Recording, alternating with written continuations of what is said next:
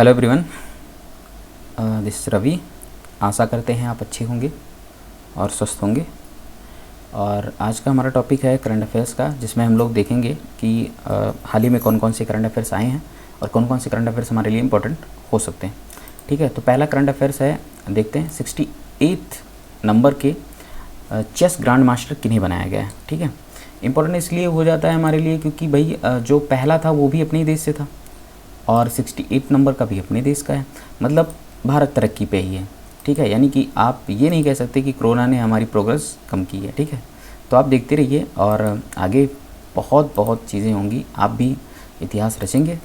देखते हैं 68 नंबर का चेस ग्रैंड मास्टर किससे बनाया गया। Grand master in the sense हुआ कि चेस खेलते होंगे ये चेस। ठीक है, आप लोग जानते ही होंगे। ऑप्शन है आपके पास अर्जुन कपूर, अर्जुन तेंदुलकर, अर्जुन रामपाल और फिर अर्जुन कल्याण। इसका कंफर्म मतलब होगा कि अर्जुन तो कॉमन है। ठीक है, अब इनका जो सरनेम है उसी में प्रॉब्लम है। तो आप अर्जुन कपूर या अर्जुन रामपाल इन दोनों को देख रहे होंगे, तो ये मूवी वाले नाम आपको दिख रहे होंगे, तो यहाँ से आराम से इनको आप कैंसिल कर सकते हो। और अर्जुन तेंदुलकर, आप सचिन तेंदुलकर के लड़के को जानते ही होंगे, तो हम बिना कुछ सोचे समझे यहाँ से अर्जुन को आंसर कर सकते थे। फिलहाल देखते हैं आगे नेक्स्ट और क्या इंपॉर्टेंट हो सकता है। तो ये महोदय जो हैं वो तमिलनाडु से बिलोंग करते हैं। कहाँ से बिलोंग करते हैं? तमिलनाडु से बिलोंग करते हैं हमारे देश में। और दूसरा नंबर ये अगर हम देखें तो इसका मुख्यालय कहाँ है, तो मुख्यालय है चेस का इस जो गेम हो रहा है लुसाने। लुसाने है कहाँ पर? ये स्विट्ज़रलैंड में है। ठीक है, आगे थर्ड अगर हम बात करें तो बात कर सकते हैं भाई, पहला हमने बात की तो पहला जो फर्स्ट पर्सन था जिसने ये ग्रैंड मास्टर चैंपियनशिप जीती थी वो थे विश्वनाथन आनंद जी। विश्वनाथन आनंद जी, और ये भारत की नहीं इवन विश्व के फर्स्ट पर्सन बने थे। ठीक है, और हुआ था ये मामला 1988 में। क्लियर है? आगे नेक्स्ट क्वेश्चन हम लोग देखें इससे पहले इसका answer Arjun Kalyan. Very good. Next हम लोग चलते हैं पूमा। पूमा एक कंपनी है और जिसने अभी हाल ही में किन लोगों को अपना ब्रांड एम्बेसडर बनाया। Brand ambassador in the sense हुआ कि भाई ये लोग क्या करते होंगे, इसका प्रचार करते होंगे। आपने घड़ी का प्रचार देखा होगा, मेरे पास भी घड़ी है, ऐसा प्रचार करने आते हैं अमिताभ बच्चन जी, तो उसी तरह से ये भी प्रचार करेंगे आगे पूमा का। तो ऑप्शन है आपके पास वाशिंगटन सुंदर, देवदत्त पडिक्कल। अगर आपका आंसर है केवल एक तो आप एक पे जा सकते हैं, या आपका आंसर दोनों है तो फिर आप फोर्थ पे जा सकते हैं। क्लियर है? आंसर आप सोचिए और वीडियो पॉज करिए और आंसर करिए। फिलहाल आंसर है दोनों, यानी वाशिंगटन सुंदर और देवदत्त पडिक्कल दोनों ही हैं। अब क्या इससे पहले भी कुछ लोग इसके ब्रांड एम्बेसडर बने हैं? हाँ बिल्कुल, अभी भी हैं, जिनका नाम है विराट कोहली। ठीक है, दूसरा नाम आंसर याद करना है हमको। दूसरा नाम है युवराज सिंह, 6 छक्के लगाने वाले महोदय युवराज सिंह। तीसरा नाम हमें याद कर लेना है, कौन है? KL राहुल। और एक महिला खिलाड़ी भी हैं जिनका नाम है सुषमा। ठीक है, तो ये ऑलरेडी 4 लोग ऐसे हैं जो इसका ब्रांड एम्बेसडर हैं। तो अगर माना जाए तो इन दोनों को शामिल करने के बाद ये क्लस्टर बनेगा। तो अगर मान लीजिए क्वेश्चन भी पूछे कि हाल ही में पूमा ने अपने एडवर्टाइजमेंट क्लस्टर में किन 2 लोगों को शामिल किया, तब भी हमारा आंसर वाशिंगटन सुंदर और देवदत्त पडिक्कल होगा। फिलहाल मैं आपको सजेस्ट करना चाहूँ तो IPL में देखिएगा ये सब लोग किस टीम से खेल रहे हैं। ठीक है, इनकी टीमें अलग अलग होंगी, तो इम्पोर्टेंट थोड़ा बहुत है, देख लीजिएगा। आगे नेक्स्ट क्वेश्चन पे हम लोग देखने चलते हैं कि तीसरा वाला क्वेश्चन हमारे पास क्या है। तीसरा क्वेश्चन है हमारे पास, अर्थ डे कब ऑब्जर्व किया जाएगा, मनाया कब जाएगा। क्लियर है? देखिए अर्थ डे इंपॉर्टेंस तो है अपने पास, ठीक है, क्योंकि अर्थ पे प्रॉब्लम्स तो बनी ही है और हम ही लोगों ने प्रॉब्लम बना रखी है। फिलहाल अर्थ डे कब ऑब्जर्व किया जाता है, मनाया जाता है, तो आपने देखा है ऑप्शन में है अपने पास 22 अप्रैल, 16 अप्रैल और फिर 12 अप्रैल और फिर 20 अप्रैल। अब आपका जो भी आंसर है आप आंसर सोचिए और आंसर करिए कि आपका आंसर सही था नहीं था, तो फिर से देखिए आंसर होगा 22 अप्रैल। क्लियर है? 22 अप्रैल के साथ साथ मैं आपको यहाँ बताना चाहूँगा कि आप इसकी थीम याद करके रखिएगा। थीम का मतलब हुआ कि मेन मोटिव क्या है। इस बार जो इसको मना रहे हैं 51वें नंबर पे मना रहे हैं, मतलब 51 साल हो जाएंगे हमको मनाते हुए। इसकी थीम जो हमने बना रखी है इस बार की कुछ नहीं, बहुत ही आसान है। रिस्टोर करना है किसको? अपनी अर्थ को, आवर अर्थ, अपनी पृथ्वी को रिस्टोर करना है, बचाना है। क्लियर? आगे नेक्स्ट पे हम लोग चलते हैं। नेक्स्ट क्वेश्चन है हमारे पास, माउंट अन्नपूर्णा क्यों इंपॉर्टेंट है हमारे लिए? क्योंकि विश्व की 10वीं सबसे ऊंची चोटी है ना, पीक है। तो 10वीं सबसे ऊंची है, तो इससे पहले भी रही होंगी। तो सबसे पहली वाली तो आप माउंट एवरेस्ट पढ़ के ही चलते हैं भाई, माउंट एवरेस्ट है। अच्छा, इसकी हाइट कितनी होगी? माउंट एवरेस्ट की जो हाइट देखी गई है वो है 8,848 मीटर, पर आपको पेपर में जो आंसर करना होता है 8,850 मीटर करना होता है। क्लियर है? तो एक्चुअल में ये है, ये हम लोगों ने बताया था, चाइना ने कुछ और थोड़ा बढ़ा के बताया था, उससे हमसे मतलब है नहीं, हमें अपने से ही मतलब है। आगे नेक्स्ट हम लोग चलते हैं। फ़िलहाल इसका आंसर क्या होगा, आप आंसर सोचिए फिर आंसर करिए। फ़िलहाल आंसर है नेपाल। क्लियर है? अब नेपाल हमारे लिए इम्पोर्टेंट क्यों हो गया भाई? देखिए, इसमें जो इस चोटी पर पहुंचने वाली पहली महिला बनी है उसका नाम है प्रियंका मोहिते।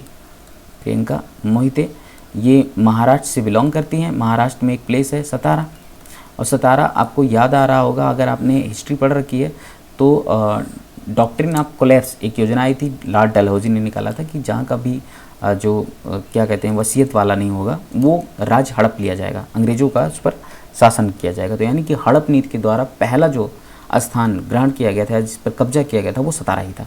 क्लियर है? नेक्स्ट, अब इसमें आंसर है भाई नेपाल। ठीक है, नेपाल में ही आप पढ़े होंगे हिमालय, तो हिमालय की ही एक चोटी है ये। क्लियर है? और इस पर चढ़ी हैं प्रियंका मोहिते, और ये पहली महिला बनी है, इसीलिए हमारे लिए बहुत बहुत ज़्यादा इम्पोर्टेंट हो जाती हैं। देखिए, ऐसे ही हमने आपको बताया था जो महिला बनी थी आपकी जज तेलंगाना में, उनको भी हमने बताया था कि भाई विराट कोहली नहीं याद रखना है, ठीक है, हिमा कोहली याद रखना है। जिस दिन आप हिमा कोहली याद कर लेंगे तो आराम से याद हो जाएगा। और देखिए, वही क्वेश्चन आपके 10+2 में पूछा गया था। नेक्स्ट क्वेश्चन पे हम लोग चलते हैं। जगन्ना विद्या दीवानी योजना है, फिलहाल दीवानी, ठीक है, दीवानी योजना है ये, दीवानी योजना।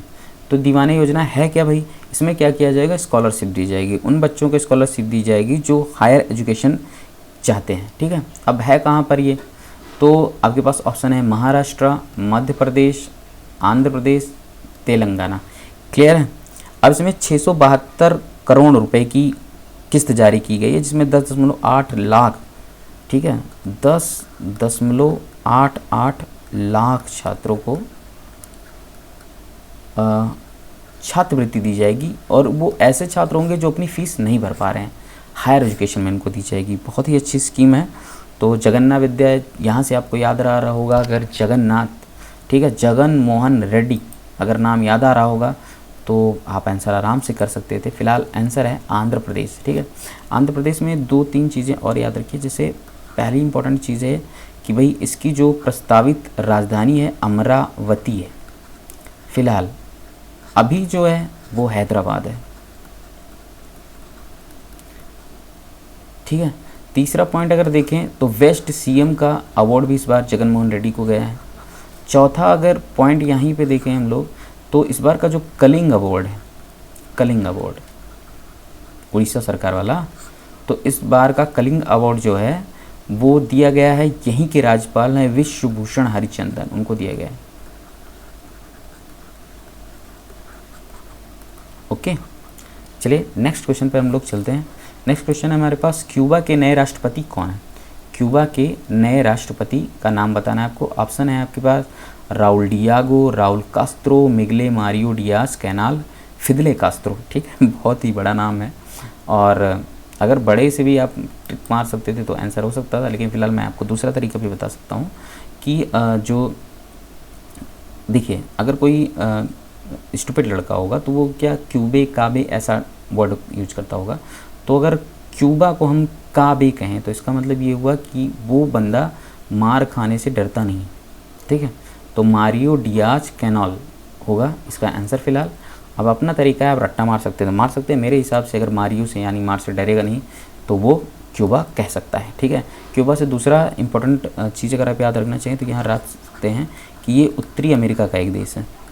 ओके, उत्तरी अमेरिका का एक देश है। उत्तरी अमेरिका क्या है? एक प्रकार का महाद्वीप है। ठीक है, अब दूसरा क्वेश्चन यहाँ पर और बन सकता है, इसे हम चीनी का कटोरा बोलते हैं। ठीक है, बॉल ऑफ या बाउल ऑफ शुगर कहते हैं। क्लियर है? नेक्स्ट क्वेश्चन है हमारे पास 2022 तक हर घर जल वाला राज्य, यानी कि हर घर में जल पहुंच जाएगा, कोई भी पानी बिना नहीं रह पाएगा। ठीक है, तो ऐसा कौन सा राज्य बन सकता है? फिलहाल आप आंध्र प्रदेश आंसर करना चाहेंगे, पर यहाँ पर ऐसा कुछ होने वाला नहीं, क्योंकि चेन्नई में बहुत ज़्यादा किल्लत है। दूसरा तेलंगाना, तीसरा कर्नाटका और चौथा पंजाब। आंसर आप सोच के रखिए, और फिलहाल आंसर है आपका पंजाब। क्लियर है? कैप्टन अमरिंदर सिंह। क्लियर? यहाँ पे स्वर्ण मंदिर आप याद रखिएगा, बहुत ज़्यादा इंपॉर्टेंट है अपने लिए। नेक्स्ट क्वेश्चन है हेनले का पासपोर्ट इंडेक्स। ठीक है, अब ये हेनले एक संस्थान है जो क्या करता है कि मॉन्ट्रियल इसका हेडक्वार्टर है कनाडा में। तो ये निकालते हैं कि कौन सा ऐसा कंट्री है जिसके पासपोर्ट ज़्यादातर कंट्रियों में बिना रोक टोक के यूज़ किए जा सकते हैं। मतलब वहाँ का अगर कोई भी व्यक्ति है जिसके पास वो पासपोर्ट है, तो वो कंट्री आराम से उसको एक्सेप्ट करेगी, मतलब उसको अपने देश में घूमने टहलने देगी। तो उसमें जो पहली रैंक है वो जापान की बहुत दिनों से, मतलब 2-3 सालों से तो लगातार ही हम लोग दिख रहे हैं, जापानी पहले रैंक पर चल रहा है, दूसरे पर सिंगापुर, और भारत की यहाँ रैंक 84 है। और आंसर आपके पास 4, सभी आंसर यही होना चाहिए, सभी सत्य। देखते हैं फ़िलहाल तो आंसर सभी सत्य है। वेरी गुड, हाँ सभी सत्य है। क्लियर है? और नेक्स्ट में हम लोग चलते हैं, इसमें थोड़ा सा बहुत और जानना होगा। तो अफ़गानिस्तान इसमें सबसे ख़राब रैंकिंग पे है। ठीक है, अफ़गानिस्तान को सबसे ख़राब रैंक दी गई है 110 नंबर की। दूसरा इसका हेडक्वार्टर याद रख लेना है हमको, मॉन्ट्रियल है। मॉन्ट्रियल कहाँ पे है? ये कनाडा में। ओके, ये इसका मुख्यालय है। ठीक है, इंटरनेशनल एयरपोर्ट का। आगे नेक्स्ट हम लोग चलते हैं आरबीआई के गवर्नर। आरबीआई के पूर्व गवर्नर का निधन हुआ है। ऑप्शन है आपके पास बीपी कानूनगो, राधा मोहन कुमार सिंह, जय कुमार साहा और मेदावोलू नरसिम्हन। क्लियर है? आंसर आपका है मेदावोलू नरसिम्हन। आप इनको पढ़ते होंगे एम नरसिम्हन। हाँ बिल्कुल, वही नाम आपको याद आ रहा होगा जिन्होंने बहुत सारी कमेटियों में हेड का रोल अदा किया था। और इम्पोर्टेंट इसलिए हो जाते हैं क्योंकि इन्हें जो है बैंकिंग सुधार का पिता कहा जाता है, यानी कि father of Indian banking reforms कहा जाता है। Father of Indian banking reforms कहा जाता है। रिफॉर्म्स का मतलब हुआ कि भारत के जो बैंक है उनमें जो भी सुधार लाए गए हैं उनमें सबसे ज़्यादा अगर किसी का योगदान था तो इन्हीं व्यक्ति का था, तो इसीलिए इनको फादर ऑफ कहा जाता है इसका। ठीक है, father of Indian banking reforms, यानी भारतीय बैंकिंग सुधार के पिता। भारतीय बैंकिंग सुधार के पिता कौन है? आरबीआई के पूर्व गवर्नर जिनका नाम है मेदावोलू नरसिम्हन। ठीक है, ये वही है एम नरसिम्हन। आगे नेक्स्ट हम लोग लास्ट क्वेश्चन पे चलते हैं, विश्व लीवर दिवस। अब विश्व लीवर दिवस, और आपको हम बता दें कि अभी जो हम लोगों ने पिछली वीडियो देखी थी जिसमें आपको हमने वाटर डे बताया था, जल दिवस, वो आपको तुरंत ही बताना है। और उसी में हमने आपको किडनी डे भी बताया था, अगर आपको याद हो तो। ठीक है, और याद करिए, अगर याद नहीं है तो तरीका तो हमने बता ही दिया था। फिलहाल अगर आपने अपने तरीके से याद किया है तो क्या आपको याद है? अगर याद नहीं है तो आपको सोचना पड़ेगा कि भाई आपने पढ़ा है फिर भी याद नहीं है।